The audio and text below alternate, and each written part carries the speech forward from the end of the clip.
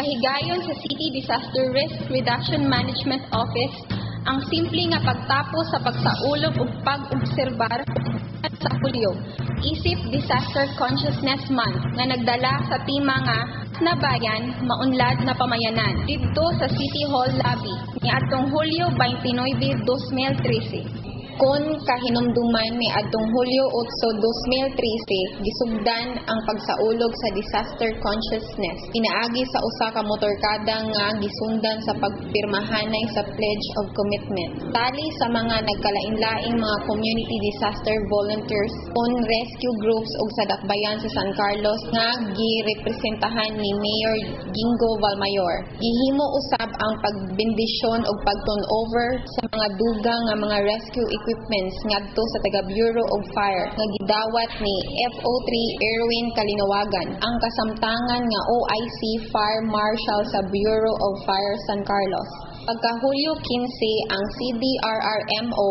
uban sa mga staff ug first responders nang hatag og mga flyers sa mga barangay nga kanunay og dali nga mahiagom sa mga kalamidad sama sa baha ug landslide sama sa Barangay 1, Barangay Talampas, Punao, Bagunbon ug Guadalupe. Ang mga flyers nagpahinumdum kung unsa ang mga angayan nga andamon ug buhaton sa panahon ug paghuman sa kalamidad. Gihimo usab ang usa ka fire safety drill ug orientation sa basic disaster risk reduction management sa mga nagkalain-laing pribadong establishmento ug ang orientation workshop kabahin sa pundo sa barangay nga gamiton sa mga kalamidad napilan sa mga taga-barangay. Sa ikatulong simana sa Hulyo, gipahigayon ang poster making contest o quiz ball sa mga piniling publikong elementaryang tulunghaan nga may punting sa tema sa kasaulugan sa disaster consciousness. Ang miguwang mga mananaog sa poster making contest mao ang Ramon Magsaysay Elementary School bilang first place, Florentina Ledesma Elementary School sa second place ug Bagbatangan Elementary School sa third place. Sa quiz ball usab ang nakaangkon sa first place mao ang Ramon Magsaysay Elementary School, Pagbatangan Elementary School second place ug San Jose Elementary School third place.